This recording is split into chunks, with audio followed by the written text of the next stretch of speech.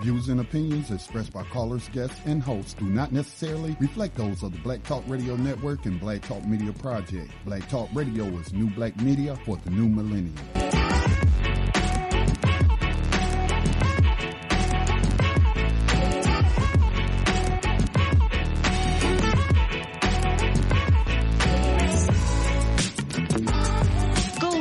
Would have had serious consequences for the world financial system, but may also have empowered the people of Africa, something black activists say the US wants to avoid at all costs. We're slicing cake.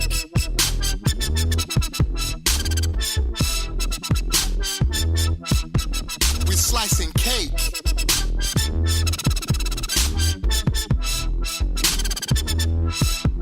We're slicing cake. Say the US wants to avoid at all costs. We're slicing cake. Say the US wants to avoid at all costs. We're slicing. Gaddafi didn't give up. In the months leading up to the military intervention, he called on African and Muslim nations to join together to create this new currency that would rival the dollar and euro. They would sell oil and other resources around the world only for gold dinars. It's an idea that would shift the economic balance of the world. Countries' wealth would depend on how much gold they have, not how many dollars they trade. And Libya has 144 tons of gold. Welcome everyone to Thando Radio Show, brought to you by Black Talk Radio Network. I'm your host, Dave, from LA, coming to you live from FEMA region number 6. Today is the 27th of September. It is a Thursday, September the 27th, 2018. We have a live show for you today. We have myself and Keith, Pastor Keith is in studio, and we have a special guest. His brother's in the studio as well. So we're going to definitely have a great show for you all today. So if you'd like to get in on the conversation, don't hesitate. Give us a call, 704-802-5056. 704-802-5056 is the call-in number for you to engage in Thando Radio Show's live show today. And looking forward to the show. And today's show is going to be the governmental, let me smooth this down real quick. Governmental deprived path through judicious command is what today's show is. Basically, they're crazy, and we are following this, and it's not good. So if you'd like to get in on the conversation, don't hesitate. Give us a call. 704-802-5056 is the call-in number. We'll see you in queue, and we'll definitely bring you up. But before we get into today's show, everyone, please continue to support this network. And you can do that by going to the website and making a financial donation to this overall network so that it can stay on air. You can find the home website for this network, a Black Talk Radio Network, is www.blacktalkradionetwork.com. www.blacktalkradionetwork.com is the website. So definitely go there and check out the website and then make a monetary donation so that you can ensure that this network is here. Also, you can support the network by being a part of its social media platform known as BTR Community. BTR Community is where you can go and get into a social media platform that is not going to adversely affect you like the other mainstream ones. So your identity will never be sold, and you can actually use it to actually benefit you and your overall family monetarily. You could post things that are significant and important to you, or post things that are significant that you think are significant and important that the general public should know. You could do that very easily there by being a member on BTR Community. Just make sure that we are postings. Of course, there is a what's reasonable and prudent is definitely taken into effect there. So make sure you definitely do that. So you can support the network there. Also, if you would like to acquire real money, then don't hesitate. Go to Prosperity Mint's website, and that's www.prosperitymint.com, all one word, prosperity, then the word mint, MINT.com. Check out what's in inventory, then email Prosperity Mint at info@prosperitymint.com and say, hey, I'm a Thando Radio Show listener. Dave sent me. And then just leave a way to contact you, and someone will contact you so that they can explain to you the overall process of buying. It is not going to be used for a sales call to where you're going to continuously get information and calls. That is not going to be done there. And if you reach out there, then make sure that you respond to the overall emails, okay? All right, so with that being said, we're going to jump into today's show. We're going to jump into it from the standpoint of what's in the news. I just want to thank all of you that posted stuff in what's in the news. My man Roz, my man Carlos sent me some things. Jambone sent me some things that I wasn't able to actually post in. I'm going to tell you, if you are on Thando, if you are a BTR community member, you can go on the Thando website and, definitely great articles by OG. Thank you so much. You could go on the website, you could go into our page inside of BTR community. Just hit Thando Radio Show, David W. Thando Radio Show. Go in there, and then you could post some things under there, that thread, that you think that we should be highlighting or taking a look at, and I definitely will and greatly appreciate it. All right, so here we go. We're going to start off with what's in the news. First article got from Reuters, and my man Carlos sent this to me. Thanks, Carlos. But yesterday I was hearing celebrity figurehead Trump's speech, and the whole time I was like, wow, this is really, really bad. And what the system is doing, this is why we named today's show the Governmental Depraved Path to Judicial Command, because that's what they do. It is really a sick way in which they establish judicial command over people, and it's something that we have to break. It doesn't matter what the vote is. It really matters what the overall depraved path to judicial control is. And that is the system itself, and that is what keeps us in the positions that we have been in. And we are looking for a lead that is going to continue to lead us to all-out destruction. And that path has to be broken by you and I. So I'm hearing this celebrity figurehead yesterday, and I heard him at the UN Security Council, then the press conference after.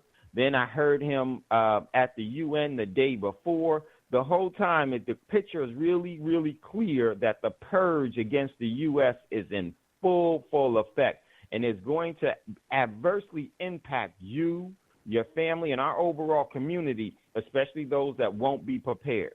And so we have to get on board with this. So check out that article where Trump, and here's what, and we're probably going to come back to this, and this was a bold-faced, but I'm going to come back to this article, really good article, and I'm going to just tell you what the article.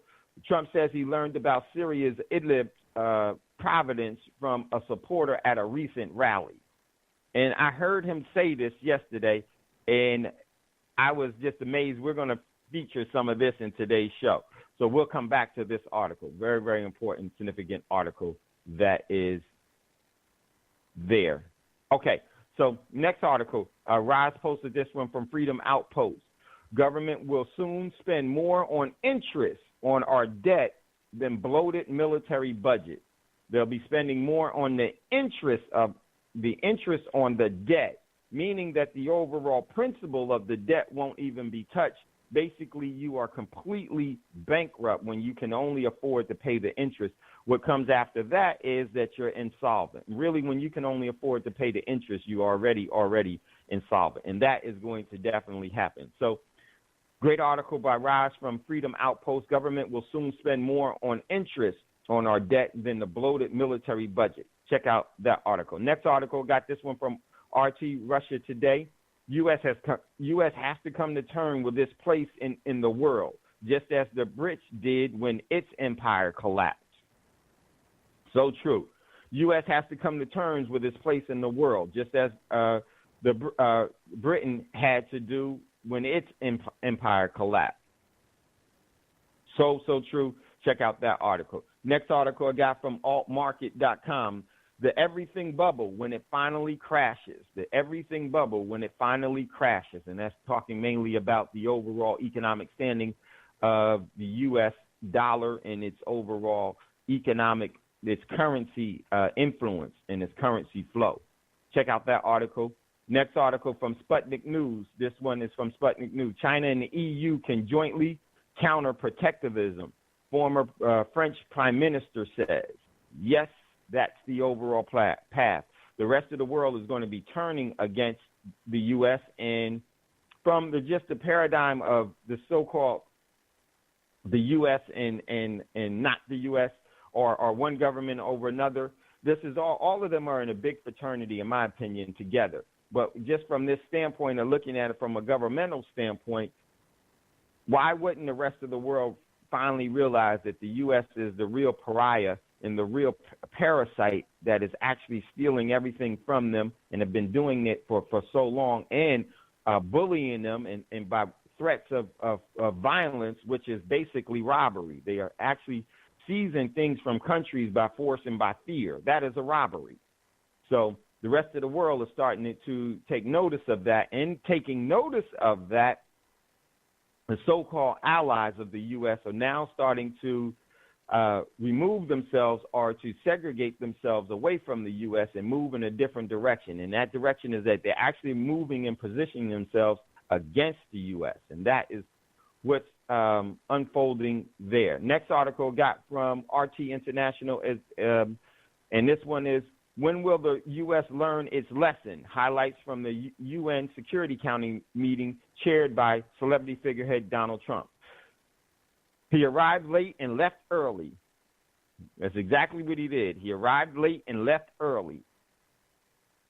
But otherwise, celebrity figurehead Donald Trump was afforded enough moonlighting chair of the UN Security Council. The same cannot be said for the speeches delivered by the members, including himself. And if you listen to what he said yesterday, oh my goodness, we'll touch on some of that.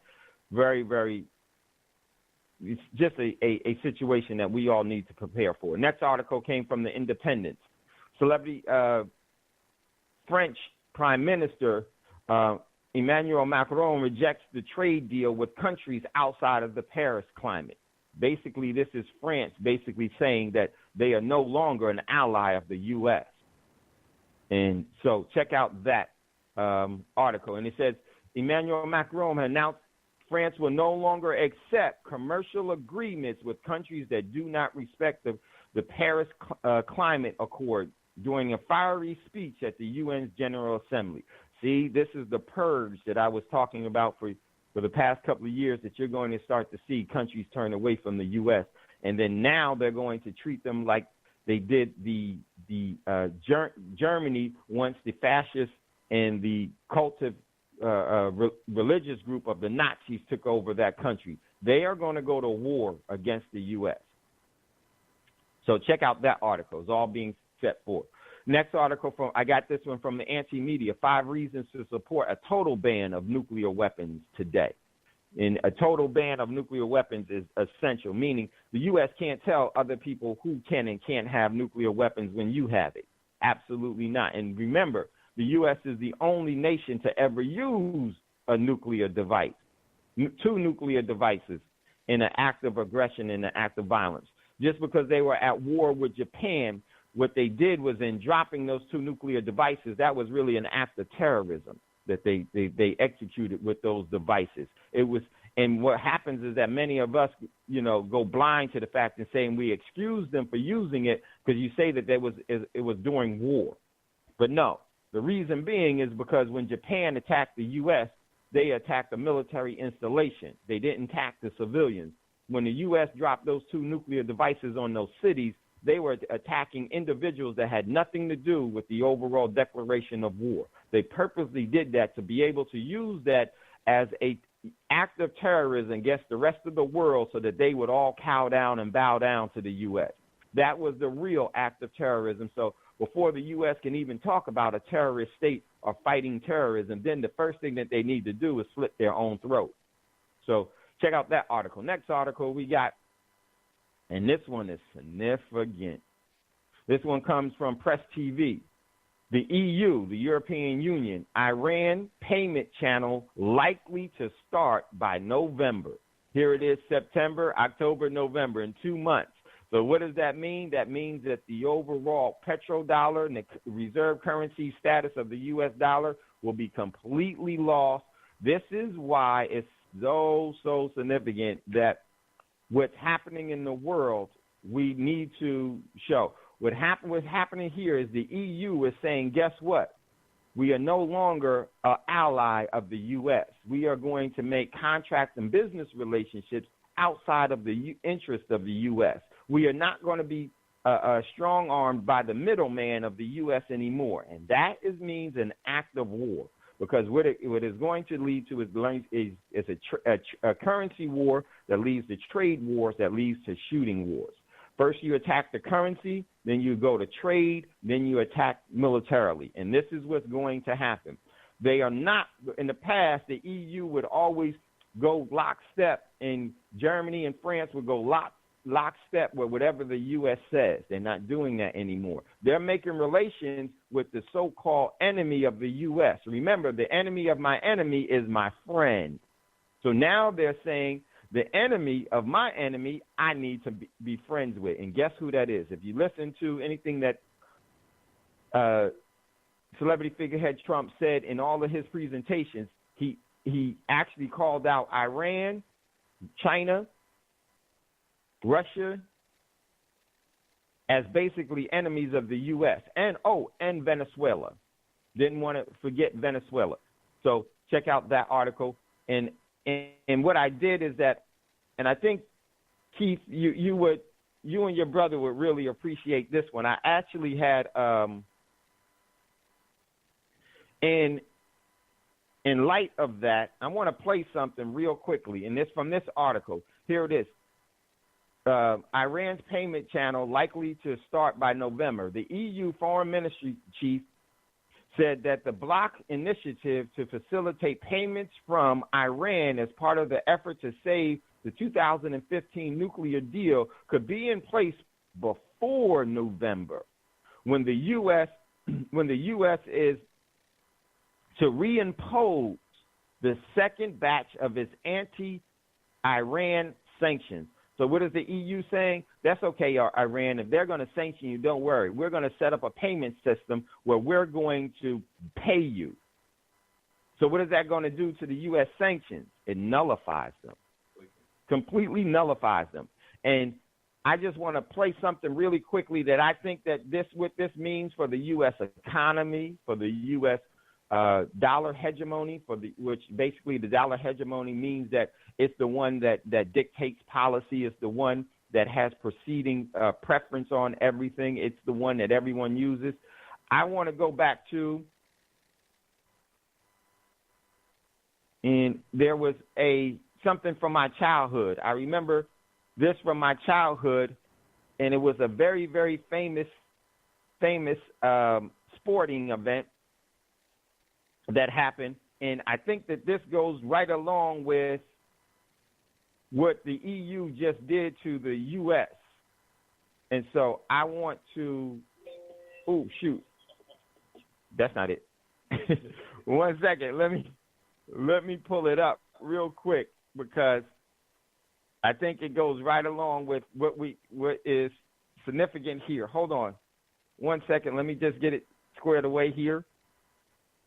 And I want y'all to hear this. I think this is really synonymous to what just happened, what the EU just did to the U.S. Here we go. Angie Dundee, Ali's trainer, right next to me is saying it. You may hear him. Down goes Frazier. Down goes Frazier. Down goes Frazier.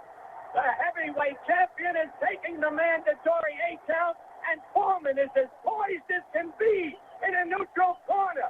He is Angie Dundee, Ali.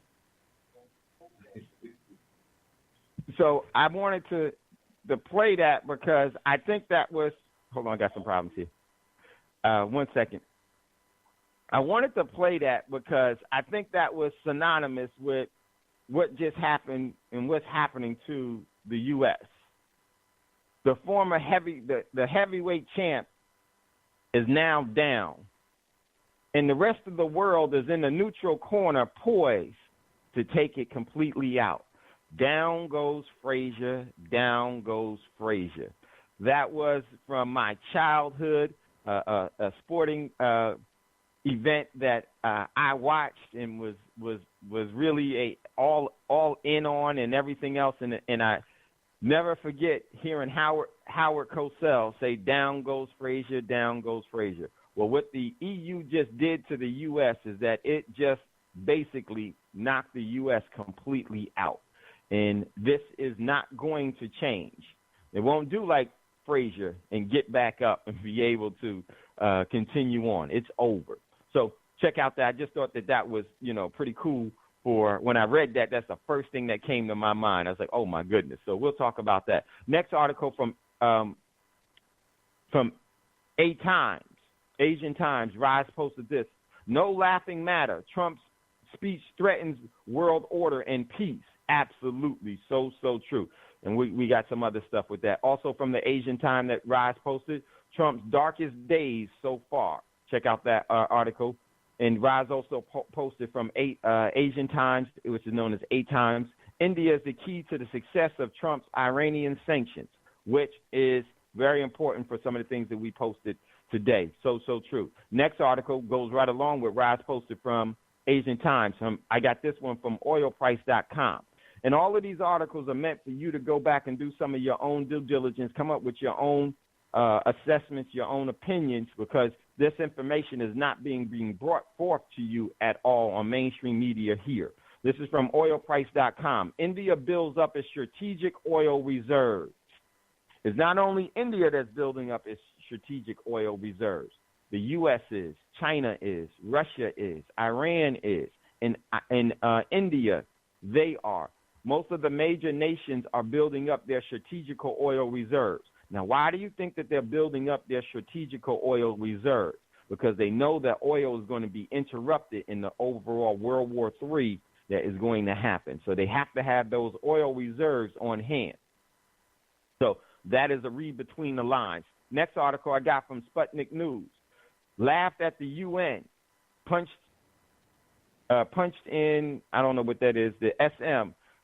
German minister slams Trump for America's first agenda. So check out that article. Next article from The Hill, and this was critical. This is what celebrity figurehead Trump said yesterday. This is from The Hill. Trump on laughter during the UN speech. They weren't laughing at me. They were laughing with me. And we're going to talk about this is critical. Next article from Global Times. This is a Chinese publication, one of their official Chinese publications. China calls for a joint effort to safeguard improving situations on the Korean Peninsula. China calls for joint efforts. Who do you think that they're calling on a joint efforts from? The joint efforts of Russia, the joint efforts of the BRIC nations, the joint efforts of the ASEAN nations to safeguard improving situations on the North Korean Peninsula. Why are they doing that? Because they're going to kick the U.S. out. And so they need to have joint efforts to safeguard Korea. It will no longer be North and South Korea. It's going to be just Korea. And that's going to be an economic military powerhouse. Check out that article. Next article from Press TV. Venezuela's Maduro rejects U.S. interventionism. Check out that. He was basically lambasting the U.S. for interfering in other countries' affairs and destabilizing them, and calls for dictator rule from the U.S. They always talk about other countries being dictators, having dictators, because they want to be able to dictate with the overall resources of that country where they will go, and that will go to their overall spoils. Check out that article. Rich controls everyone. Next article, almost done here. We got from CNBC. Companies listen, this is very, very important. From CNBC, criminals, nothing but criminals network. Companies are warning about declining profits, which could mean trouble for this bull market. And that is going to show its face in the retail space, ladies and gentlemen. So check out that article. Next article from Times of Israel. My man Carlos sent this to me. Thank you, Carlos. Netanyahu said Trump gave me guarantees about freedom of Israeli operations in Syria. Keith almost falls out his chair. That's war, ladies and gentlemen. That is war because Russia is actively putting up a no-fly zone, and they're going to defend it with some very sophisticated anti-aircraft technology, and it's going to lead into a full-blown, all-out confrontation. Next article from Reuters. U.S.-China trade war dims Asia's 2019 growth outlook. The ADB says. The ADB is the Asian Development Bank. And what they're saying is that the trade war is going to now affect China's, the Asian growth, meaning put it in a recession. And let me tell you what that means. They're going to be ready to go to war over that. Okay? They're going to be ready to go to war. Next article, rise posted from South China Morning Post. U.S.-China trade war puts Hong Kong at risk. Next article, rise post from the South China Morning Post. China, U.S. military ties may be in a downward spiral for a long time. Next article, rise posted from Mint. Global watchdog takes Saudi Arabia to task over terrorism financing. That's basically it. They've been financing the U.S. And so that is what's in the news is a bunch of, there's a couple of other things. How much time we got? All right, cool. We got time. Rise also posted World Bank's Israel start warning about Gaza's economic collapse. So true. You got that from the Mint, mintpress.com. Also, Rise posted from the Mint Press News, the battle for your mind.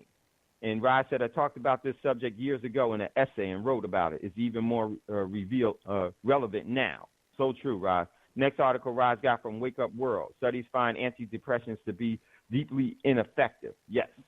Next one, Rise posted from Wake Up World. Just 300 grams of blueberries protects against DNA damage in humans. Just 300 grams of blueberries protects against DNA damage in humans. Make sure those are non-GMO blueberries without pesticide as much as you possibly can. Great article that's there. Also, there's a couple of things my man Monty OG had posted, and he posted Saudi Arabia begins the construction of petrol pipeline through Yemen. Boy, it's going to be problems. Very, very important article that Monty posted. This was from NBC, Nothing But Criminal News. Federal Reserve approves its third rate hike of the year. Keith, you had called and told me about that. That is really a kiss of death for the U.S. economy right there. Remember, the debt is really high. So best way to think about it is that if your debt is high and then let's say your credit card debt is at one thing, is at this max, and then your credit card company now calls and say, hey, we're raising your interest rate. What does that mean for you? You already got to pay more on what you can't afford already. What does that do to you? It makes you insolvent and puts you into bankruptcy. So check out that. Next article from Mint Press, OG pointed, China blocks U.S. request for Hong Kong port visit. So that's what's in the news. We need to get into today's show at any time. If you'd like to get in on the conversation, give us a call, 704-802-5056, 704-802-5056 is the call-in number for today's show. And quickly, what I want to do is I want to start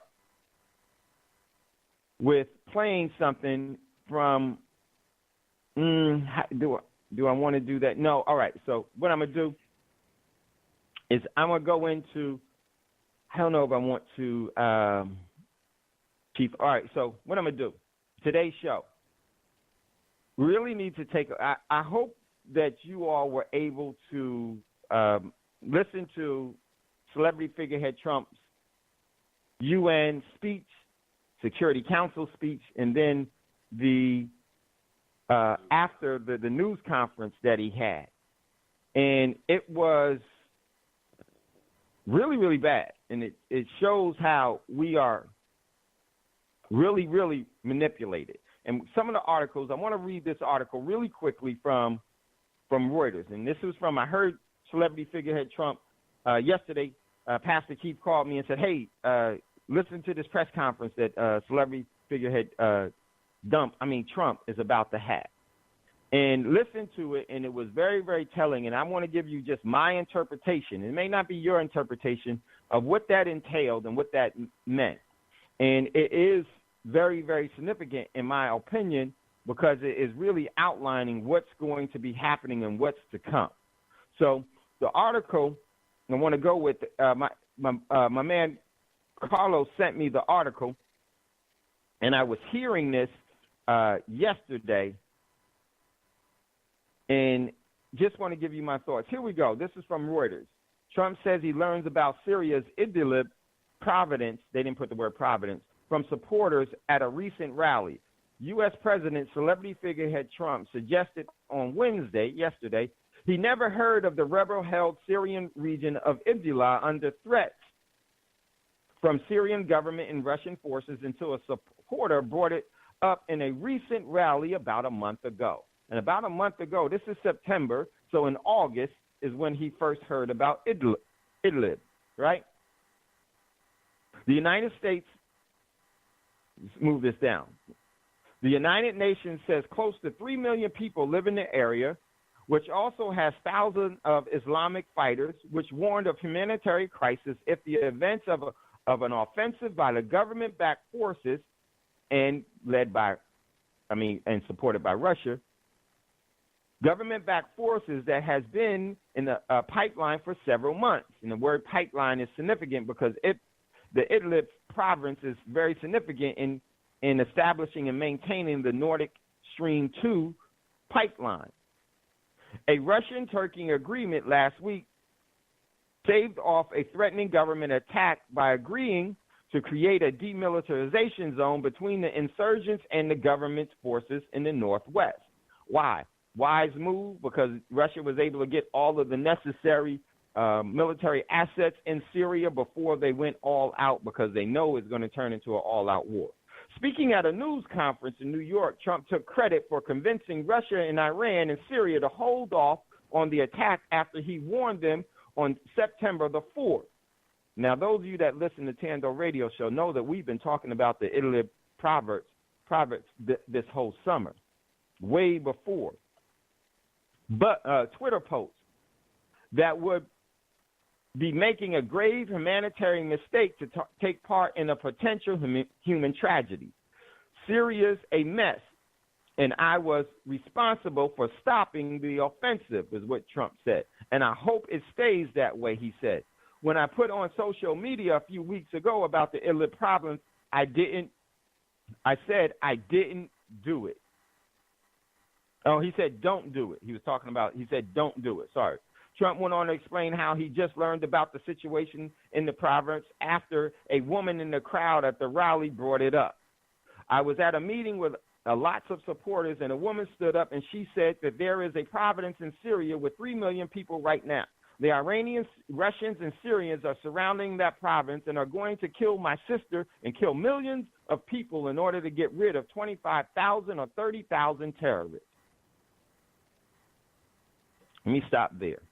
You remember when celebrity figurehead Bush used that little girl in the Iraq war to say that the Iraqi soldiers were going through the hospitals and were suffocating and killing the babies? And that was it was actually a official from the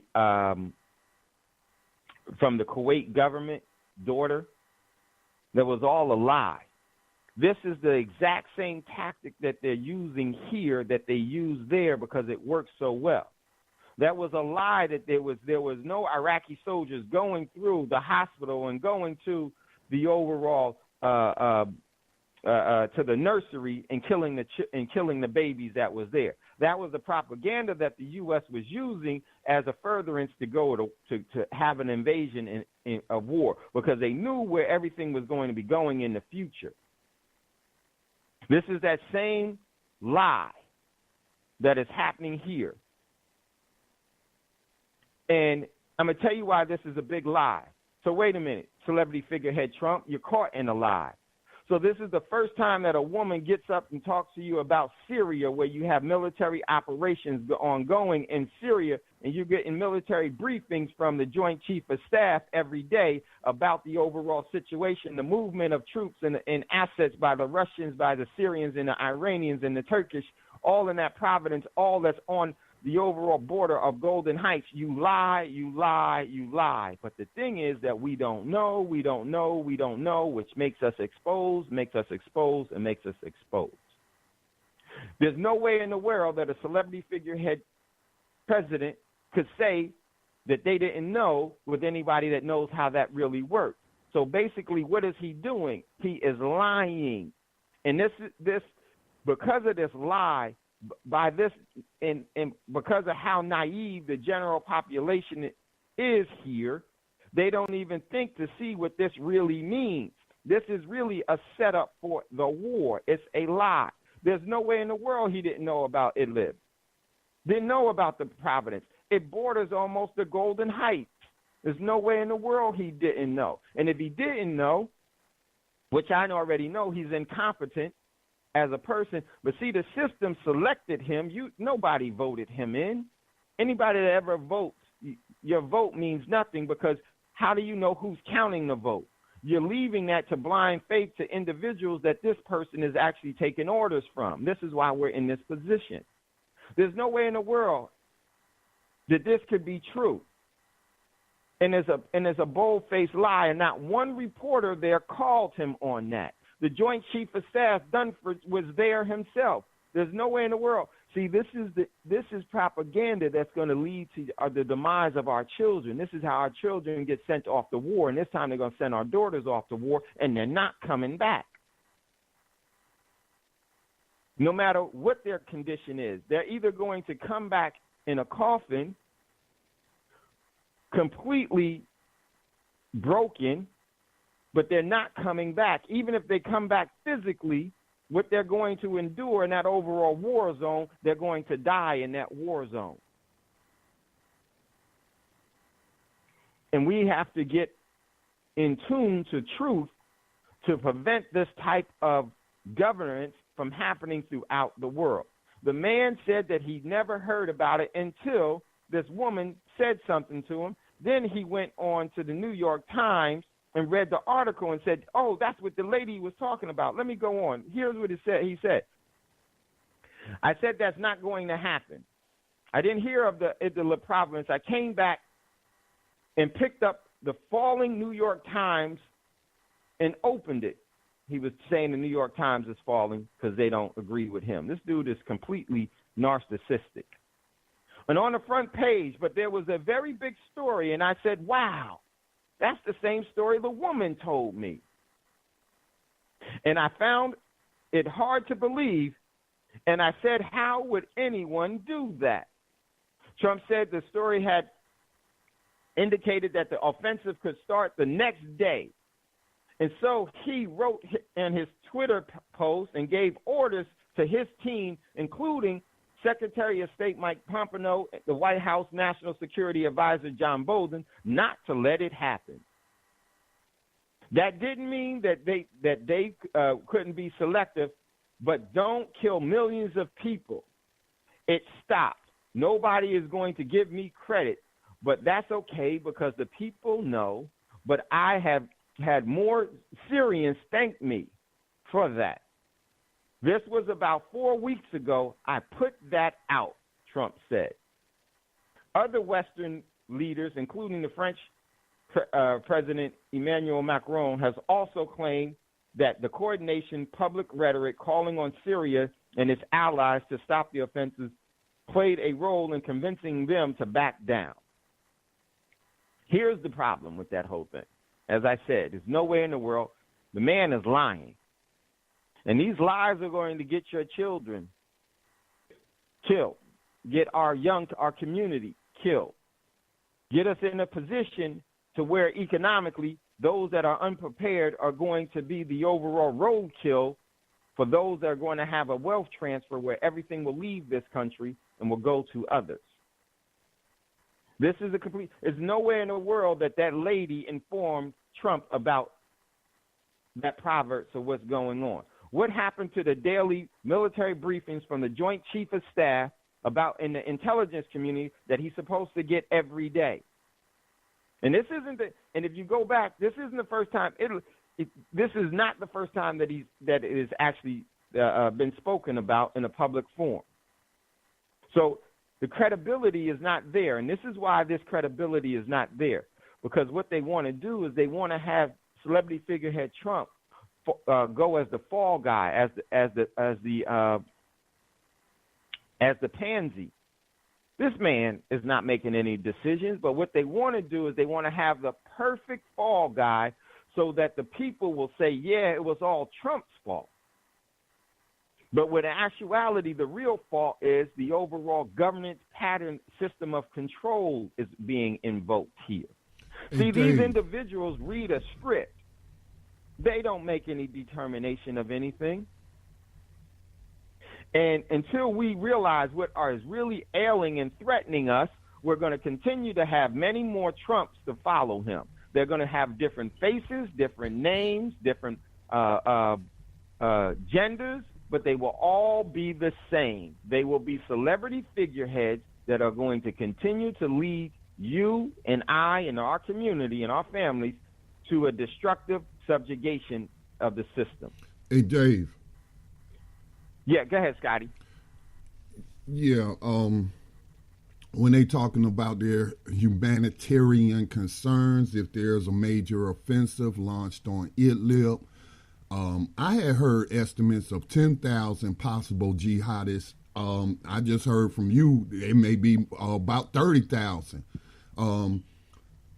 And if they're acting like how they've acted in some of the videos we've seen when they were in parts of Iraq and just terrorizing the citizens, you know what I'm saying, the non-combatants and what have you, I mean, are they not concerned about those people in there? But if they were so concerned about humanitarian, these people, then they would have never funded the so-called rebels to begin with.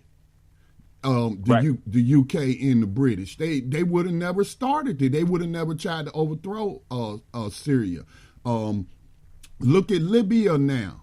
What was the humanitarian concern for? Well, yeah, Obama said, we got to go in there. He's killing his own people, when really he was killing jihadists that was killing his people. But then, you go in there and now look at the country. And they don't seem to be too concerned about it now. And it's basically a bunch of sectarian violence going on in Libya right now. So whenever they talk about humanitarian, the U.S. government talks about humanitarian concerns, don't believe it. Just don't believe it. Because look at Iraq. Saddam didn't have nothing to do with 9/11. Okay, and as a result, over 1 million Iraqis are dead, estimated, because of that action. All right, and probably more than that in the years following because of the different, bombings and things of that nature. Have you noticed that the administration isn't even on the same page? You got Bolton. The same day that Trump gave his UN speech saying that, hey, we're going to stay in Syria as long as Iran is in Syria, and saying Iran needs to stay within Iranian borders. And I'm like, listen to this dictator, this killer. You know what I'm saying? Here you are, the one illegally in Syria. Iran was invited in Syria, and then you're saying that you're basically saying the mission in Syria is to confront Iranian troops and what have you. But then the military leaders said that no, despite what Bolton said, we're only there because of the terrorists. We're there to fight terror. So you get mixed messages from the administration, and I was wondering if you hadn't noticed that. Heck yeah, and that mixed message.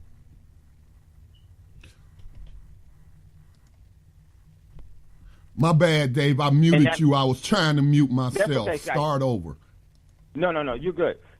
Scotty, you're absolutely right. And that mixed message is purposely being done for confusion.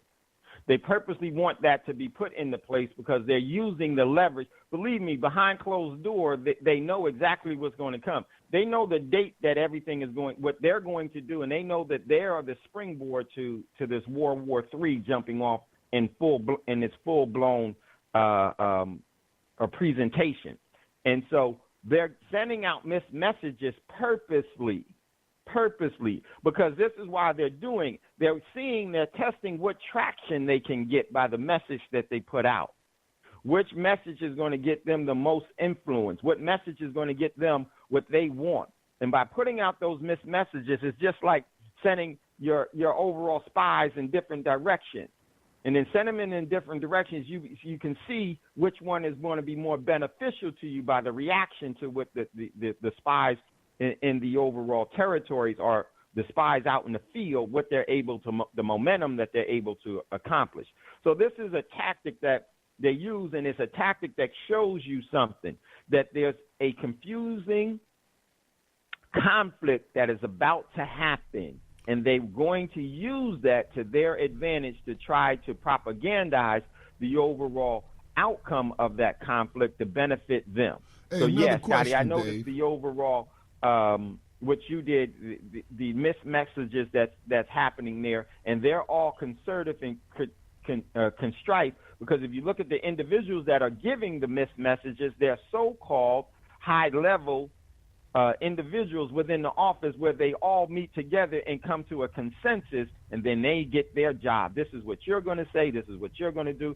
The defense minister, Secretary of Defense, the Treasury Secretary, they all say different things at different times in different ways, and that's purposely being done. Hey, I have one more question. I started following, not really following, but consuming some of the information that Alex Jones was putting out back in 1999. He has a little British buddy by the name of, what's that dude's name? His name just left me. Anyway, he has a little British buddy who put out a book called Order Out of Chaos. And I would encourage anyone to try to find that book. You can find it online. It's actually a very good book. It is documented. It has all the footnotes and stuff where he got the information from. And that, that really kind of opened up my eyes to the things that was being done behind the scenes. But Alex Jones, for decades now, he's been talking about the globalists and the globalists. Well, he's been banned from Twitter.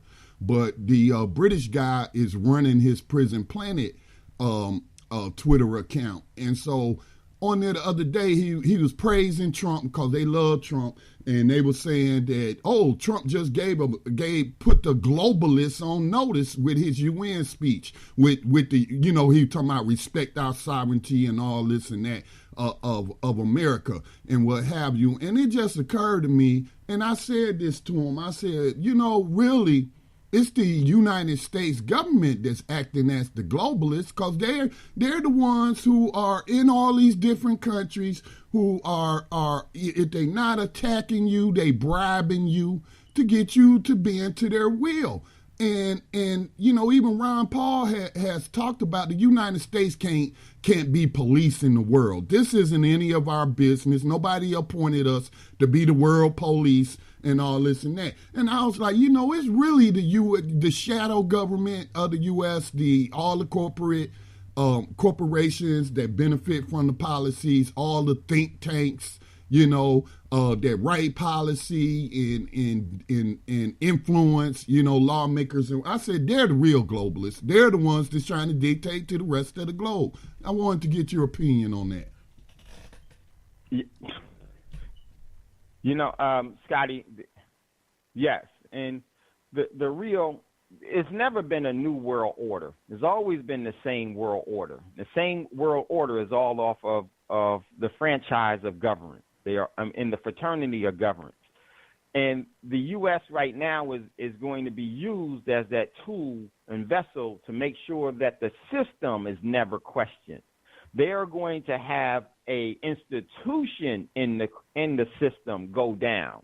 They're going to have, and then what they do is just kind of, in my opinion, The United States represents an institution that the system of governance has put into place to maintain control over people all over the world. The form of government is able to divide. This is why you have borders, you got colors of flag, you have nationalism, you have nationalistic culture, what is absolutely against the culture of individual people. There's a culture of people, then there's a culture of nationalism. The culture of nationalism in the U.S. is that the U.S. is the almighty empire with the richest empire in the world that gives you the most freedom and is the best place to live, and it has the most strongest military, and it is the beacon of freedom that the world should follow. See, that's the culture, the false culture that is established in this nationalistic idol worship that the world has been taught to practice that form of religion. But then there's a culture of people, and a culture of people and a culture of nations is two different things.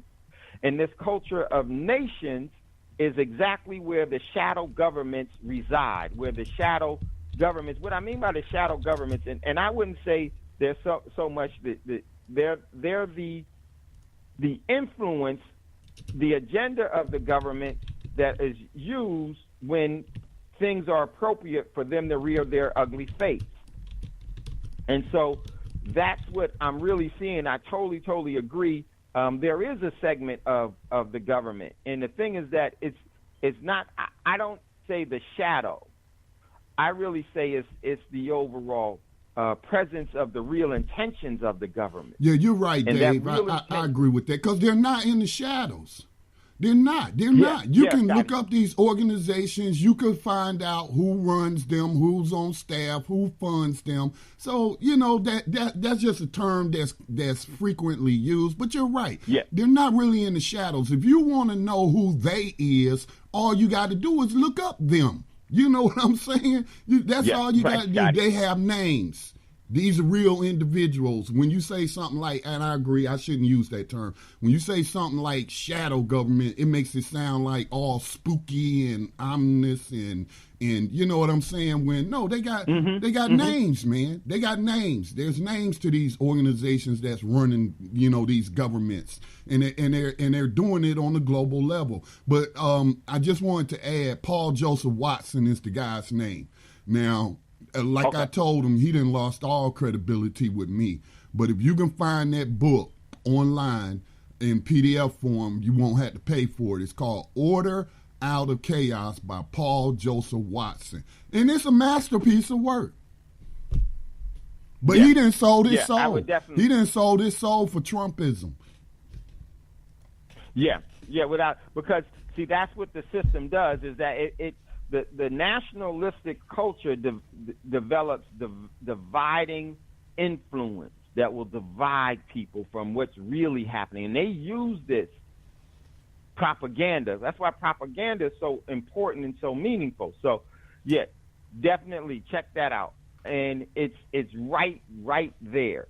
So we need to know these things and really conceptualize them. Well, how does this affect me, my family, and our community? It affects you in every single way. We just accept what they do. They can do whatever they want. We will always accept it. I'm hoping that one day we will say, no, enough is enough. We draw a line in the sand and say, you know what? I know where you're leading this. I know where this is going. Do we really want to go there? It's not worth me going there because that's not who I am. And the thing is that we have to prepare to have real relevance in order to move ourselves in a way that we can momentumize where it won't affect us anymore. It can be done. These people and these entities will this to happen, meaning they put energy behind that direction. We need to do the exact same thing, but in an opposite way, in a more benevolent way. So definitely that stuff is really, really here. So what I want to do is that in talking about that, and from yesterday when he talked about not knowing that this stuff is happening, he just heard about this. That bold-faced lie is very, very concerning and disheartening from this standpoint. The whole country is about to go into war because of that. And what I mean by the whole country is there were outages of Verizon that were all over the place a couple of days ago. Some banks have had some outages lately. When this war kicks off, remember what Russia said. They are going to use communication, radar, and electronic devices to disable their adversary.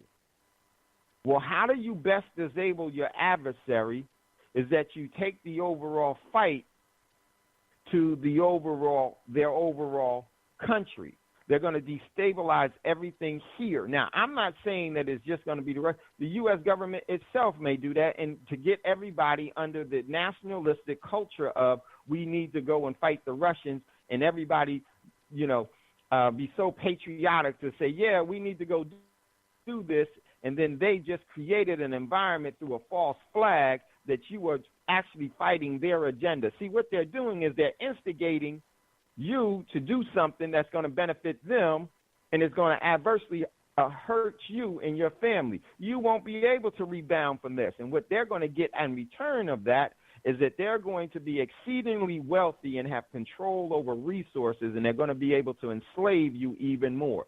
Slavery is always about controlling energy. When someone is able to control your energy, they become your master. And this is what needs to change. And so that's why this whole thing is so deadly dangerous. Dave, say that one more We're going to go to a time. commercial break. When we come back out of the commercial break, Scotty, if you give me 2 minutes, Hey, we Dave. come back out of the commercial break. Dave, go ahead, Scotty. We got a couple of minutes for the break, but just to reiterate I just said the same thing. I was reading an article about prison slavery via the 13th Amendment. Slavery is legalized. I'm not talking about metaphoric slavery, but the prison official or the jail official was saying that people are exaggerating. This isn't slavery. No one is being owned. And I remember what you said about, ownership is really about control. If you control something. And I'm like, y'all are in control of those human beings in that prison. You dictate to them what they'll do and what they won't do 24/7, every minute of the day. You control those bodies. Yes, it's slavery. Right. And the thing, and most people will try to excuse that to say, well, they committed a crime. Well, here's the thing. The system created the environment, and they gave the letter of the law of the crime. Meaning, see, this is just like saying the U.S. is saying that Iran, North Korea, China, Russia, Venezuela are committing crimes against the U.S. And are they really? No, absolutely not. See, the thing about this is that they created the overall poverty within the community that will cause for so-called criminal activity. These individuals, most likely, if the system was sincere and not malevolent, these individuals wouldn't have that type of response. And I'm going to tell you, when you set up to create a environment where people are going to, when you force people and put people in a position where they would do things that they otherwise would not do because you're manipulating the economy, you're manipulating the resources, you're manipulating the overall accessibility to the essentials of life. When you actually hinder someone from succeeding, they're going to have a very, very malevolent response to that. It drives people crazy. And this is what this system is. This whole thing is flawed. Keith wanted to chime in, but Keith, let's go to the commercial break. You're going to be able to hold on to that until after the commercial break? It'll be 2 minutes? Like Keith said, hope so. You're going to write it down. So listen, we got to go to the commercial break. You're listening to Thando Radio Show, brought to you by Black Talk Radio Network. Scotty, just give us 1 minute extra, and then we'll come back out of the commercial break. If you'd like to get in on the conversation, give us a call, 76. We'll be right back after this quick commercial break.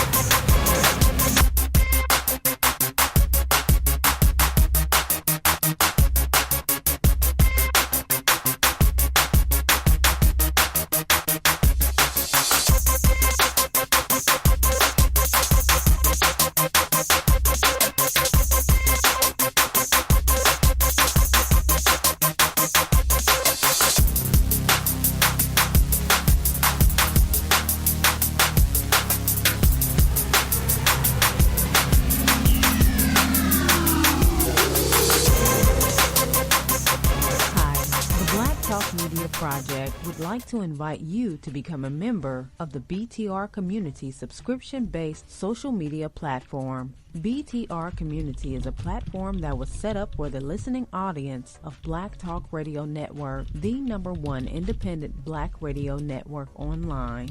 For just $24 per year, your subscription gives you access to an interactive space to share information with like-minded people with your privacy guaranteed. Your subscription will go a long way to help us maintain and improve our current media platforms. It will also help provide a budget so that we can begin the task of establishing localized media centers and radio stations across the United States. The best way to show your support and appreciation for what we do here at Black Talk Radio is to subscribe. Help us to help you be informed. Join btrcommunity.com today.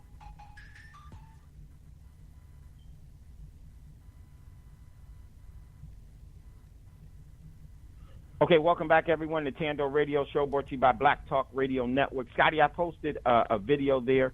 It's like 8 minutes long. I wanted to just to surmise what some of the things that we were saying are to give me a second view and opinion. Give me a second. My computer's running a little slow because I was working on some other things. Chime in. Keith, if you could unmute yourself. You wanted to chime in on what we were talking about. Let me just mute myself and then bring you up.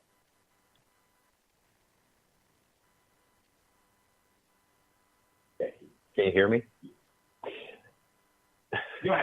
Yes, we hear you. You know, the things that you were talking about, Scotty, and also Dave, you know, these conversations get overwhelming because you start on the subject and there's such a wealth of information behind that we're oblivious to. You know, we have to understand that we are dealing with an evil entity. I think that's first and foremost. I think that's one of the hardest things we have to do because, of course, you know, when I grew up, one of the first books we had to read was a book of psychology. It was called I'm Okay, You're Okay. And basically what that said was, you know, for the most part, human beings are good people. And sure, you got your 3%. At that time, it was 3%ers. Now it's probably 10%ers. But people are basically good and act accordingly. Well, that's not what Scripture says. And these conversations lead me more and more to it because it creates conflict within myself. I was having a conversation with my pastor just yesterday, and he says, Keith, your problem is you have to be more of an optimist. You can't be a pessimist. Well, what happens is I'm an optimist because I believe the battle's already won. It's already a done deal. But for that done deal to come through, everything else has to be destroyed for the most part. And the reason is because we are the ones that are destroying it. So I look at some of these things that you guys talked about slavery. If you go back and you look after the Emancipation Proclamation and all of that, you had a period of time which you call the Mystic Years, in which black people just started booming. They were booming. As a matter of fact, they were booming so bad. That's what Jim Crow laws came about, because they had a saying at that time that says, hold it, we have to emancipate the white man. The black people got this thing of the self-control, and they're blowing up so bad, this has got to stop. So when you start talking about your slavery and stuff, if you look at the time in which they put that loophole in there, that, you know what, as soon as you commit a crime, then you can go back into the slavery type status. Well, if you look at when that was done, the jail population almost overnight went from white to black. And then they started talking about this stuff being illegal and stuff. Well, overnight, when these going on, you saw a whole new influx of laws. Loitering came from that. Basically, they say, you know what? You see Negroes just standing out there, that's against the law. Put them in jail. You know, if somebody asked you that, a lot of that time they were telling their ex-slaves, look, we want you to come back to work for us. need the laborers. And the black people are like, I ain't trying to go back with you. You know what? Put them in jail. So you're seeing the same type of stuff going on now. And United States leads in so much of this stuff. It goes back to what Scotty was saying, also what you were saying, Dave, is if you look at the international community, and they're talking about we are a country of rules and regulations, what they call it, order. If you look at that, they say you might be. But the problem is, while you are passing all these laws just like you did after emancipation, you're violating all the international laws. So how is it that you're screaming and hollering about a world order, about all these countries come together? And this was the irony about this whole speech at the United Nations. Now, we're in the situation that we're in. And understand that the people on this radio show are in an elite situation because you're getting the knowledge that the masses are not getting by any stretch of imagination. But what really struck me about was when I listened to Donald Trump talking to the United Nations, this idiot was up there talking about nationalism. Well, we're in the boat that we're in because the whole world is turning against us, don't like us, don't like our policies and our policies in the procedures because we've been dogging them out for so long, and we got the audacity to get up there and talk about America first. Are you serious? But here's the real kicker. When that was the first thing that came to my mind, which was the most damaging thing that you could possibly do, I didn't hear a news agency over here address that fact. These are the questions we got to ask because it's beyond comprehension from the point of view that we look at things. Because, again, we want to look at things like, you know what, I'm okay, you're okay. Well, the Bible says, you know what, there is no good man. And this is addressing it because if you look at the things that we're doing, ain't none of it good.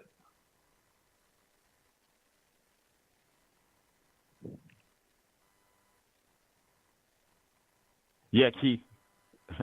Well said, because it's all a real sham, and it's bad because when you listen to what remember we always say this, they always tell you before they do it, and they definitely wanted to have this message out, and that was nothing more than a nationalistic Nazi speech that you heard day in and day out. Hey, David.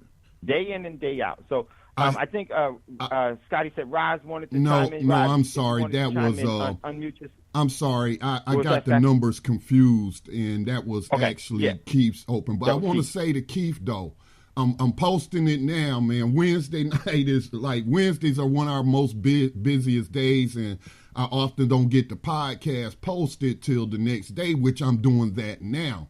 But the things he was just talking about, that golden period after emancipation, we were talking about last night on New Abolitionist Radio. Max had pulled up a lot of research on felony disenfranchisement when it comes to voting, and the things that Keith was just talking about, that golden period, and then they were, oh, wait a minute.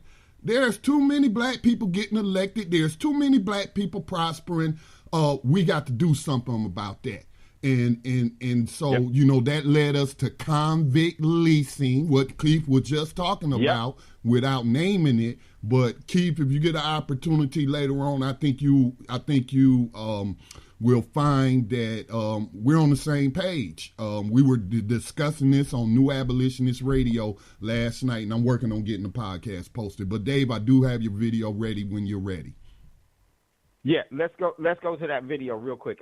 Listen to, this is Chris Hedges, and just how he surmised what's happening, or his overall summary of some things that's happening.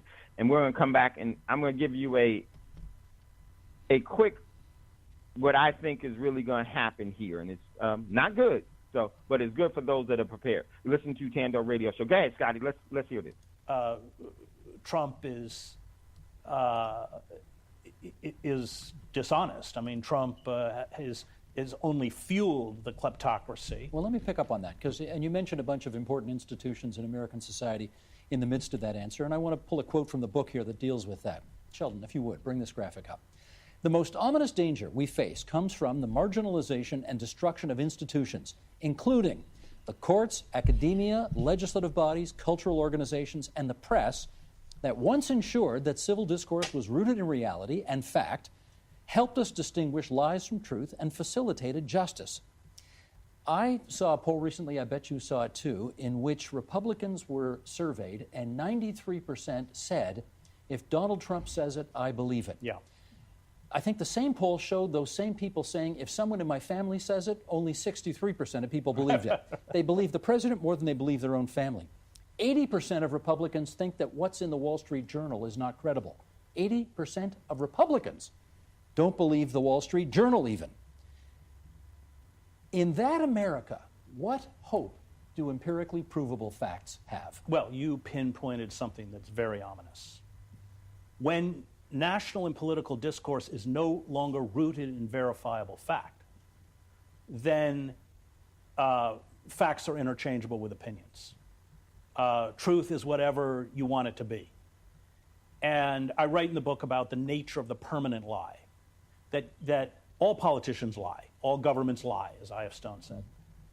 But they lie for expediency. So, for instance, Bill Clinton argues that by passing NAFTA, there will be many more American good jobs. Bill Clinton doesn't make that argument anymore because it's false, and who knows whether he knew or didn't know, but it's false. With a permanent lie, reality, facts doesn't matter. So Trump wins by a landslide. Trump has the largest inauguration crowd in the history of, it's first guy to win Wisconsin in 50 years. It's endless. Not true. Right. It's endlessly, but it doesn't matter. And then you have media platforms that, like Fox News, that will propagate or disseminate these lies uncritically, and that has corroded discourse in the United States. The institutions in a functioning democracy, you have institutions, and you cited them: the courts, academia, the press, that their job is to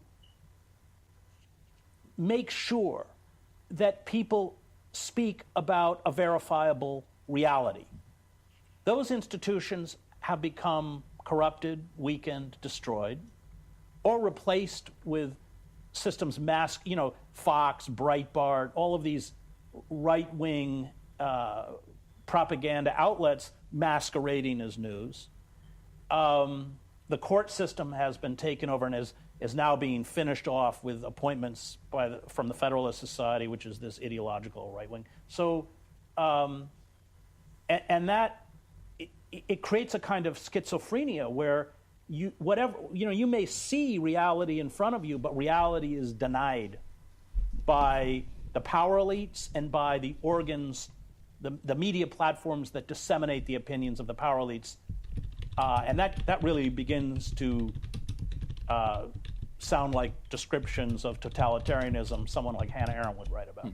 I don't want to let the clock get too far away from us here without giving you an opportunity to speak to what you see as the prescription for getting America out of this farewell tour. And here's just a few of the ideas that you advance in the book: a $15 minimum wage, a ban on for-profit health care, a dismantling of nuclear weapons, ending trade agreements, giving citizenship to undocumented workers. What do you think implementing that menu of policies would change? I think that it's about reintegration. So it's about taking this huge dispossessed segment of the American population and reintegrating them into the country. And of course, the opposite is happening through programs of austerity, slashing welfare. The original welfare program, which was cut by Clinton, 70% of the recipients were children. I mean, it was called AFDC. Yeah. The C standing for children. Yeah. Well, and the children were sold out. Mm-hmm. And there's been now a further slashing of availability of food stamps. So you're taking a population in distress, and you are exacerbating that distress. So I wrote a book about the Christian right called American Fascists, and I came to the conclusion after 2 years of writing that book that the only way to battle the Christian right, which I see as a kind of Christianized fascist force, and I speak as a seminary graduate. We should point that out. You're a reverend in the Yes, Presbyterian Church. I am, yeah. You are the Dr. That's Reverend. Right. That's right. So Christopher Lynn Hedges. The importance, I believe, to countering the magical thinking of the Christian right was rooted in the economy, in reintegrating them into the economy, giving them the kinds of jobs, the unionized jobs that were once available, where you had job security, job safety, a pension plan, medical benefits, and a salary that could sustain a family. That's all gone. And by making it worse, we are pushing larger and larger parts of the population into the embrace of demagogues, hate groups, or seeing them engage in behaviors that are willfully self-destructive. Suicide, for instance, the highest rate of suicide in the United States are middle-aged white men who realize that there's no place for them anymore. Yeah. And I quote Pope John Paul in his encyclical on work. Work is not just about the exchange of labor for wages. It is about status, dignity, self-respect, the ability to find a meaningful place in society. And we're not doing it. And the longer we don't do it, the worse it's going to get. Here's another quote from the book. Politics is a game of fear. Those who do not have the ability to frighten power elites do not succeed. The platitudes about justice, equality, and democracy are just that. Only when ruling elites become worried about survival do they react. Appealing to the better nature of the powerful is useless. They don't have one. I guess I need to ask you whether you are actually advocating the violent overthrow of the United States government. No, I'm strongly opposed to violence as a mechanism. Let's take the violent out of that sentence. Are you advocating the overthrow of the United States government? I'm advocating the overthrow of a corporate government. I'm advocating the reversal of the corporate coup d'etat in slow motion. How does that happen? It happens the same way it happened in Eastern Europe. I covered the revolutions in East Germany, Czechoslovakia, Romania. It happens when people have enough. And but how is it not? I mean, if the Great Recession, 2008 till whenever, if that didn't, and all of the corporate kleptocracy that Wall Street got away with there, and how Main Street had to pay for it, if that didn't propel people to rise up, what will? The next crash. We're getting one. I don't know when, but it's coming. And this time around, the elites don't have a plan B. So what's it going to look like? They can't lower interest rates any more than they've already lowered them. We're already at virtually zero. So what does that look like, that rising up that you see coming? Well, we've seen glimpses of it. The Podemos movement in Spain, where they surrounded the parliament. I mean, large numbers of people taking to the streets, obstructing the system. I saw it in Wenceslas Square in Prague, 500,000 Czechs. I saw it in East Germany, in Leipzig. And that was the most efficient security and surveillance state in human history until our own. Okay, but I'm going to take a quote, if I remember it correctly, from your book, which was, now that we've got all those communists out of Eastern Europe, we can go back to the form of government we used to have, fascism. Is that what's coming? Well, America's already a failed democracy. And Trump has no ideology. It's an ideological vacuum, which is very rapidly being filled by the Christian right. And we saw it. He just had a big White House dinner with evangelicals. He has 81% support among evangelicals. And as Noam Chomsky says, you may want Trump out, but believe me, Michael Pence will be worse. The Christian right is organized. They have their own universities. They have their own media platforms and systems of indoctrination. They have huge amounts of money behind them, including the most retrograde capitalists in the United States. So is that what's coming to replace whatever this is? I'm a reporter, and I learned a long time ago that trying to predict the future is a very dangerous thing. But unless there is sustained mass civil disobedience to put pressure on two political parties and a system that is completely captured by corporate power, then what's coming, I can assure you, will not look nice and not be good. You've called this America the Farewell Tour, but I wonder if this is exclusively, in your view, an American story. No. And we know from what's happening in Europe, Brexit, Hungary, Poland, which are kind of quasi-fascist states now. Canada's not immune to this. You also, not to the extent that we have, but you've had your experiences with mass shootings. Populist politics, but it's far more virulent and pronounced within the United States because empires are always fragile in this sense that they depend on the control of foreign labor, foreign resources. We have 17 years of warfare now in the Middle East, feudal, endless. Meanwhile, our infrastructure is collapsing, crumbling. Public libraries are closing. Schools are, teachers have to buy basic supplies for students. And now we have this insane idea that we're going to train teachers in public schools to carry concealed weapons. I mean, these are all examples of a society that is completely unmoored.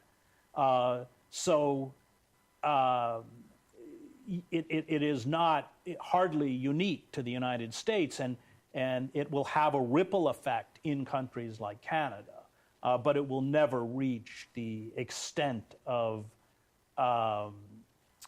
chaos and potential violence.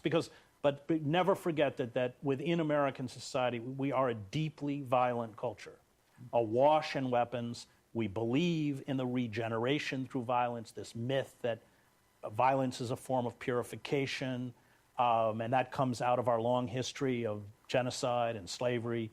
You started with a revolution. Yeah. We did not. You did. Well, we also killed 90% of the indigenous peoples in the United States and enslaved 4 million Africans. And we've never really confronted that, that dark aspect in American history. We cling to our national myth.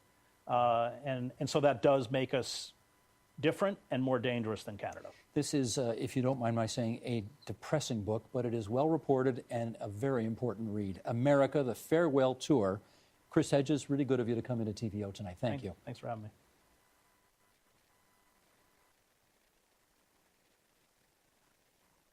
I highly suggest. I've been following some of Chris's work for years now. And Chris is well-astute, Pulitzer Prize winner, journalist.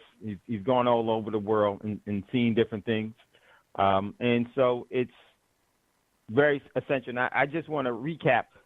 Keith wants to chime in on some things. And then in the second half hour of the show, we want to focus on what's some of the things that we need to be doing now, because it's high time that the whole world knows and is laughing at the U.S. But more important, the whole world realizes now that the U.S.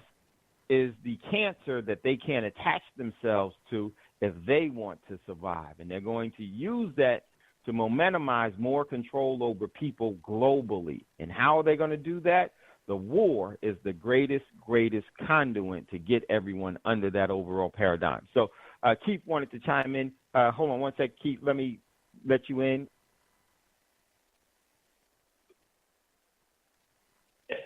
I hate to repeat myself, but it goes back to what you just said, Dave, and also what they were saying in that interview. And that was a powerful interview because it really brings some things to light. But what really struck me on the end was he said, you know what, this is a great read. You need to read this book. However, it's depressing. And the reason why is because what he was talking about is so catastrophic. But I think what needs to be talking about catastrophe on that level And he wasn't even talking about the war that we're about to be facing on top of that. So if you put that in perspective, he was talking about how catastrophic the singular event was without even addressing the war aspect with the whole world coming down on us. Again, as a quote man of God, I'm optimistic from the viewpoint that the battle's already won. You know, I already know where I'm going with, regardless of what happens here. I know that I'm living in the price of paradise. But we have to understand that that's all fine and dandy, but we're here now, and we still got to go through this. And this is why it's so imperative that when I talk to individuals, there are such a level of denial. Whereas on this show, like Dave, you always talk about, you got to be prepared, you got to be prepared, you got to be prepared. Well, we're facing so many things on these things that we just talked about. And then on top of it, the ignorance of the people. And then on top of that, when the people do get the information, they want to deny it all. Things are going to be ugly, but they're going to be a whole lot uglier if you're not prepared.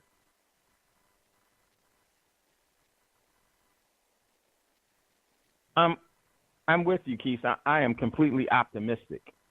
And I'm not scared because I'm prepared. That doesn't mean that I realize that means that there are some things that can happen to me, my family, and my community that are outside of my control. I'm okay with that. I realize that I can stand on my feet from the work that I've been doing with my feet, from the work that I've been toiling with my hands. And I would say that I'm optimistic, Keith, as you are, and many of you that listen to Thando Radio Show, is because of what your response to these things have been. And anyone that is afraid is because they're not prepared. People that are scared, they're scared because they're not prepared. And they're scared because they're not doing the things, they haven't disciplined themselves to do what's naturally called upon their warrior spirit to do, because the soldier in them hasn't received the orders to move. But there is going to be a soldier's call, and it's going to be a draft. And a soldier can never do what a warrior thinks. A soldier can only take orders. A warrior maintains sovereignty and self-preservation at all costs. And how does a warrior do that? From everything that the great Creator has given and promised to them that has never faltered or never gone away. Is when the warrior becomes the soldier is when you collapse. And now it's high time for our soldiers to become warriors. Else, you will die.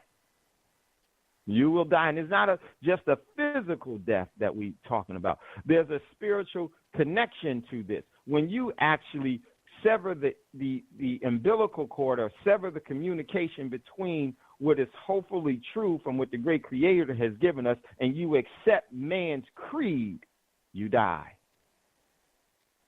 Warriors and soldiers are two different. The warriors need to look at this optimistically, because you're going to have an opportunity to have more and have a collective prudence or a community of individuals that are self-determining, sovereign.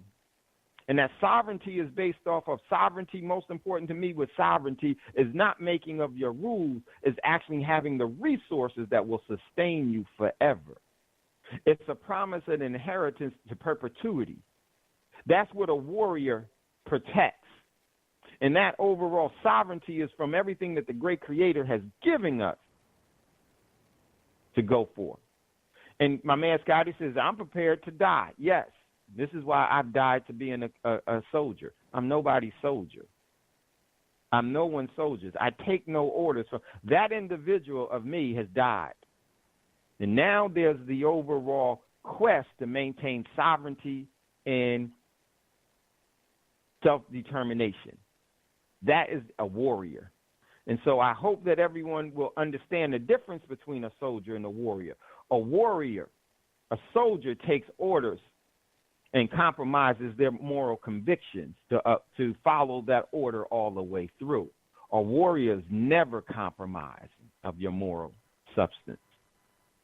A soldier will know that something is completely wrong and get an unethical order in the expedient prudence of winning the battle.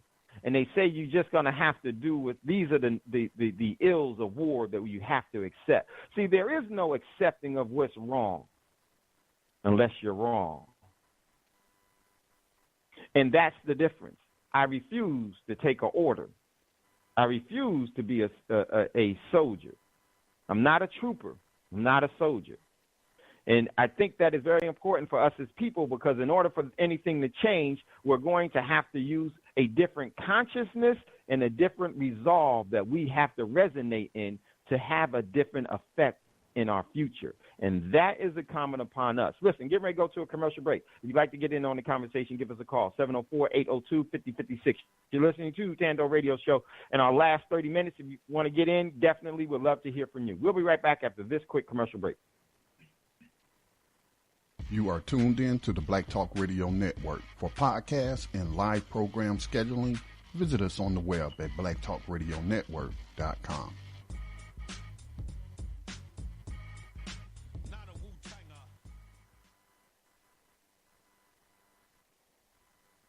Welcome back, everyone, to Thando Radio Show. My man Scotty says, I'm prepared to die. When you get over the fear of death, nothing scares you. So true. It's so true. And then when nothing scares you, there's a different way that you look at things. There's nothing that when you're not scared of anything, you don't compromise yourself because you see the bully as being insurmountable. You can't defeat him. I don't want them to do this to me. I don't want that to do that to me. That's a coward's tongue. And I'm going to tell you, a coward continuously dies. Continuously dies. So are things going to happen that are uncontrolled to us that we need to, that are going to have an adverse effect? Absolutely. But the most important thing is how you will respond to it. Will we respond to it from a position of fear, or will we respond to it? I say, okay, this is what's happening. Okay, this is my response to it. I'm invoking my sovereignty, my self-determination. This is where I'm going, and this is what I'm going to do. And what you'll find in that is there is more of a hedge of protection that's there, that's far more than any other place. So in this last half hour of the show, I think is very important, very, very important for us to realize how important and significant we are. Can you stop what the overall celebrity figurehead governments are doing? Individually, yes. But on a major scale outside of you, absolutely not. You're going to need more help to do that. If you want to stop what the overall governments are doing to you, you can do that, and you can do that very quickly. But if you want to go far in that, you're going to need the overall assistance, support, and augmentation of many. That what stops the system. Just because the system no longer is meaningful in you as an individual, hopefully you're benevolent enough to realize that it's going to take energy from you to get it to move past just you. Because those benefits of self-determination and sovereignty are great, but what is it to have it alone? How sustaining is that? That's where you become the sustaining force of life, of the great Creator's gift to us all. Because if we don't use those overall talents and ability that God has given us, we will lose them. And not only will we lose them, they will turn septic against us. They will actually be talents and abilities that will work in adverse to us. They will be the tools of chaos and dismay. So it's very important. It's much more than just about you and I and your family. It's more important than just, well, I don't want this to hurt me. It's really something about humanity. Where are we going to, and what is the pace that we're going to be setting? Very, very important. Very, very important. And if we don't do these things, guess what's going to happen?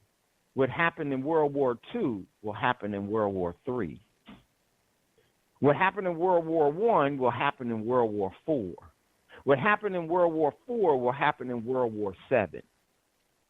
It's a continuous cycle. The only thing is that there'll be different people here that will experience the new world order, which ain't so new at all. It's anciently the same. Because we bought the overall program of the past, and it continues to set the overall rules of engagement today. It sets the written law. It sets law. And I'm really seeing there's an article out of the Hill. And I would ask you all to go to YouTube and listen to the speech that celebrity figurehead Trump started with originally in the beginning at the UN General Assembly, when he talked about, in a very narcissistic way,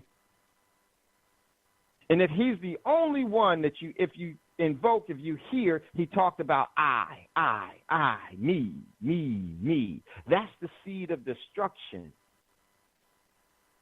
And that I, me is being purposely showcased because the I, me is ruling the dictation of what's going to happen next.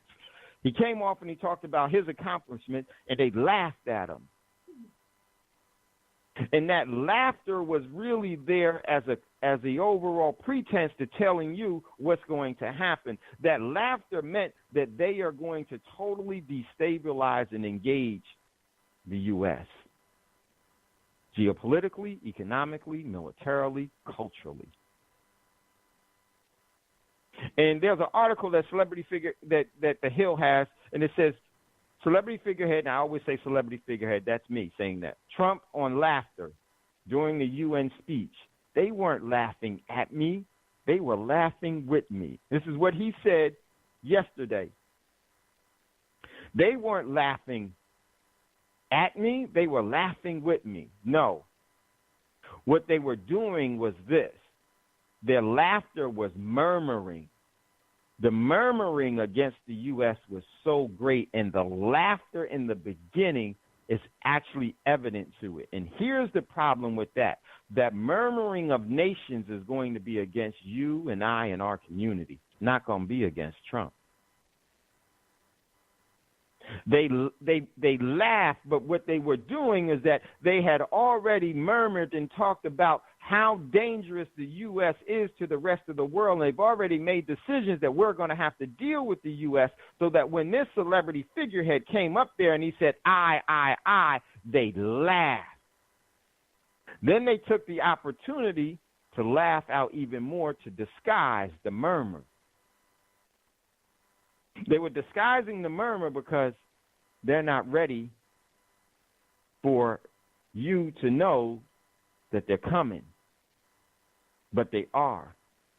And they don't distinguish, the system does not distinguish one group of people against another. They equally hate everyone. They use the momentum of controlling and dividing people for their overall love of power. They don't know the power of love. They just love power. And they're going to use that to garnish the overall energy that's necessary to keep them entrenched.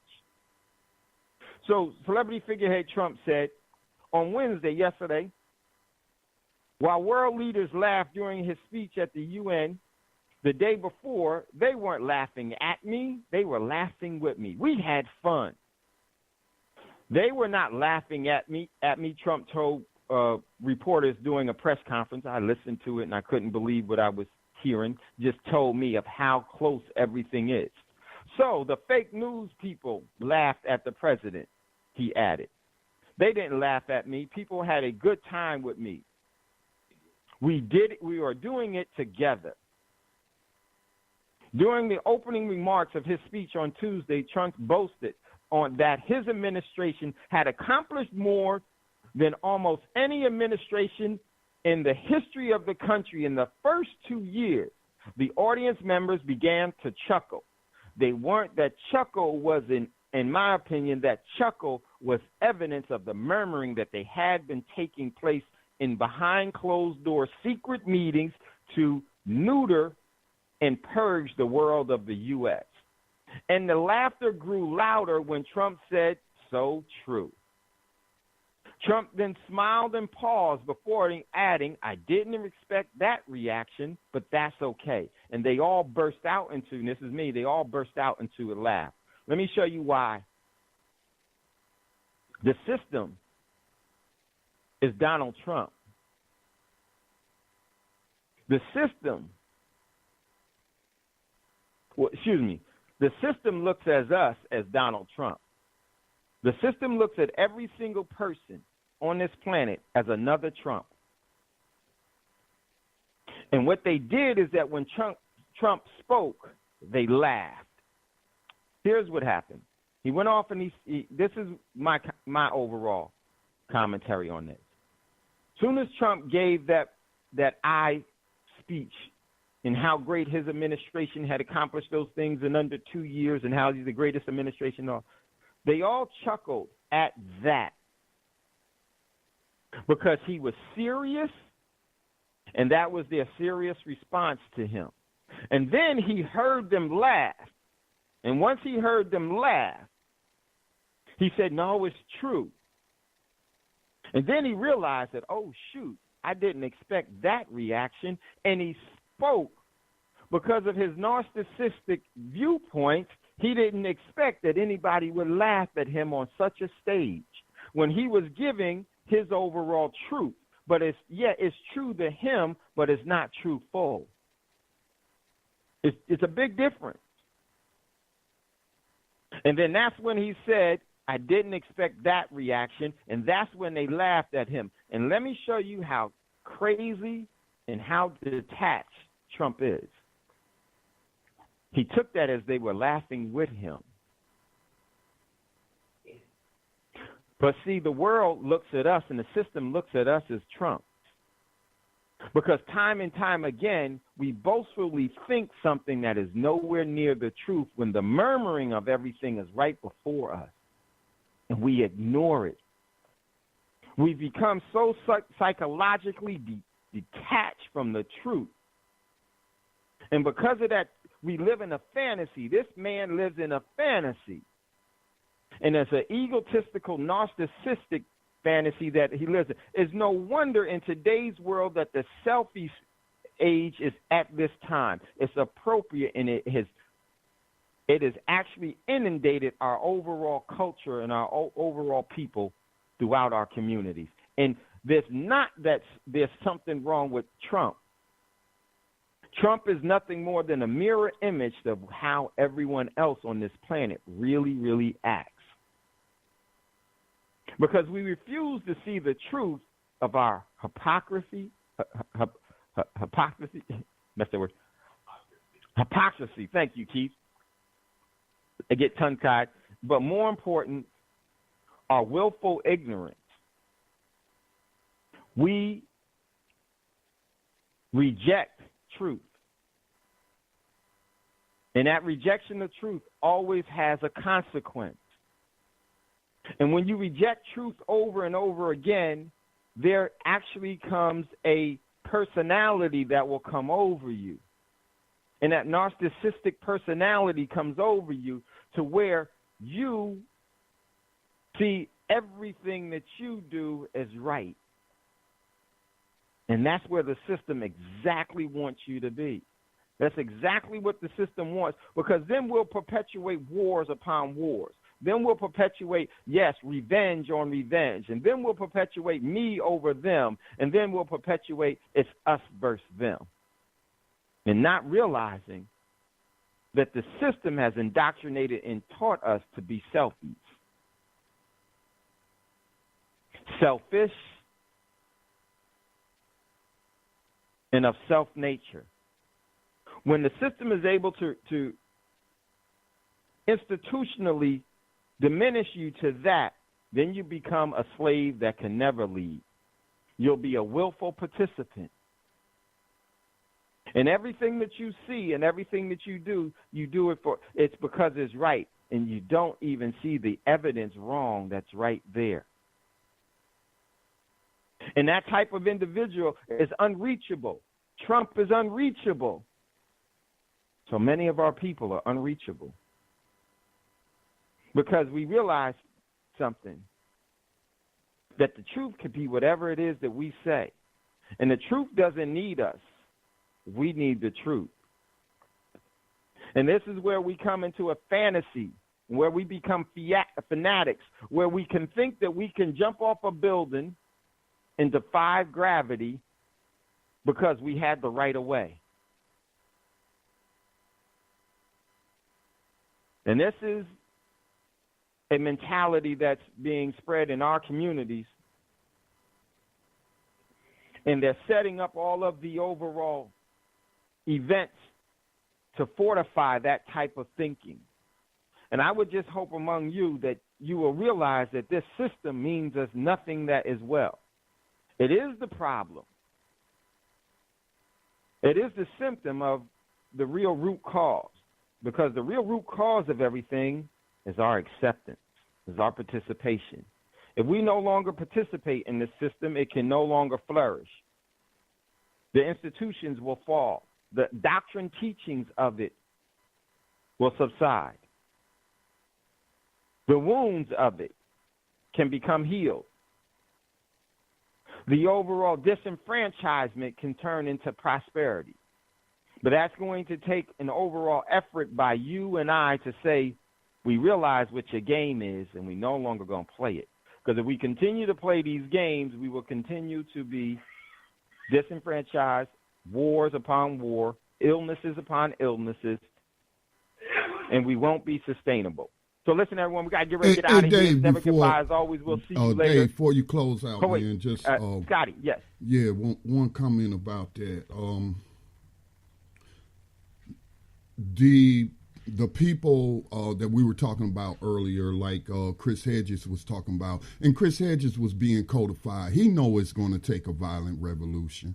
He knows that, but he wasn't allowing himself, and I'm not saying the person questioning him was trying to set him up, but you don't ask somebody, are you saying that you're advocating for the violent overthrow of the United States government? Scotty. You know, read between the lines, dude. What, you want him to hang himself with his words so that they can come after him? Right, Scotty. But we know, and when he talks about these other revolutions, ain't no revolution came about non-violently. It depends on what kind of revolution you talking about. You know what I'm saying? Because people use, different words. But if we're talking about getting rid of dissolving, let me put it this way. If we're talking about dissolving the corporation of USA Inc., they're not willingly going to go. And we may have a difference of opinion, Dave, on this, but regardless of our participation or not, they're going to do what they're going to do. Okay? The victims, the African victims that he talked about, they weren't participating in anything. Okay? They were just, going about their daily lives, and they ended up over here enslaved. A lot of us, people that are in prison, they weren't doing anything to harm anyone else, okay? They were just going about their daily lives when the slave catcher came across them and planted some crack on them and put them in the prison slavery. So understand what you're saying about participation, and that can work with certain institutions or whatnot. But if we're talking about USA Inc., whether we participate or not, which we are participating unless we're going to, which I don't know how one would go about not paying taxes, because they take it from you, especially if you're employed by somebody else. They are already taking the taxes. Our participation on that level is forced.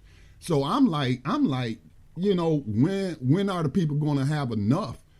Say we've had enough, and then there's going to be a second revolution on this continent, to dissolve the corporation and start something more, that's conducive to humanity, a more humane system. Yeah, Scotty, you and I we are much closer in our thoughts than. Yes, I know that there's going to I will say this. There is going to be a violent reaction. One of the violent, and I say it from this standpoint, the violent reaction is you're going to have to go against, and it's going to take a violent inner energy to actually defeat what you've been taught to do. There is going to be violence. There's definitely going to be violence. And now I'm not advocating anyone not defending themselves at all. No, that's beyond. That's not what I'm saying. And so our overall viewpoint on how things will transpire are much more in line. I recognize that and I know that. But I totally agree with you.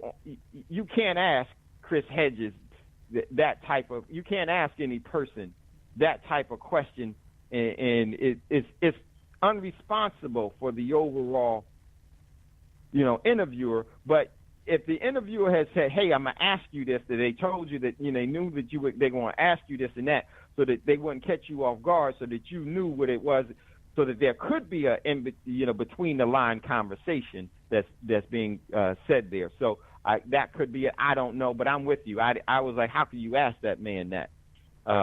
In knowing, because all of us, like you, Scotty, and Keith, and a lot of the individuals that know what's going on, they know when a person asks them a type of question, what their intent of that question really is, and they respond to that in the appropriate way. Just because somebody asks you a question doesn't mean that you owe them any of the truth. Right, you gotta be codified. Just because someone asks you a question doesn't require that you give them an answer. If you give them an answer, that's your choosing. Is it always wise to answer something? Yeah, time, place, like they say, it's a time and place for everything, and so everything. Yeah, it's not that he's being cowardly in deflecting the question; it's he's being smart and astute. And, if I want to continue to educate the people and not end up on the prison plantation, then, I just can't say what I'm really thinking. Right. Not in that form. I won't be able to use this platform in a convenient way to do it. Exactly. So much love, much respect. We got to get ready to get out of here. It's never goodbye. As always, we'll see you later. And before you ask for a fortune, make sure to give one away. We'll talk to you soon. Peace. Gold dinar would have had serious consequences for the world financial system, but may also have empowered the people of Africa, something black activists say the US wants to avoid at all costs. We're slicing cake.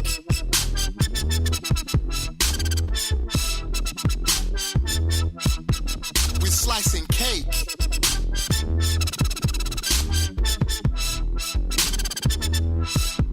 We're slicing cake. Say the US wants to avoid at all costs. We're slicing cake. Say the US wants to avoid